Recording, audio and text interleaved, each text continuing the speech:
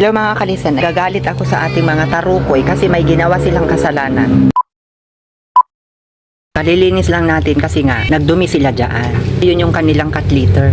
Sinasabi ko sa kanila na dun sila magdumi. Ito yung promotor, ito. Si Max.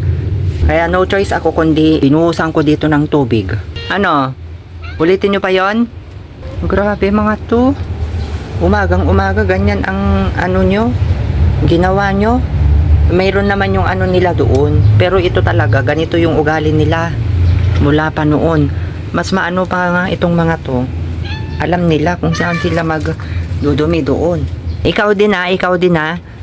Maging mabait ka rin dyan ha. Ikaw Pelisa. Yung mga Pelisitas, hindi sila ganyan. Ito lang mga to. Ito lalo na ito. Makulit, ikaw din ano ha. Biro mo, ay yan, nahiga-higaan na nila yung ano nila, dumi nila. So napilitan akong inano, binuhusan ko na lang sila ng tubig para ano, kasi may mga ano nila dyan, popo. Pati ito. Tapos hinigaan pa nila, dyan, nagkalat kanina, ang dami. Buti nga nilagyan ko ng tiles. Madali ko lang nadampot. Kaya malinis na ulit. Ay nako, nakaka-stress din kayo.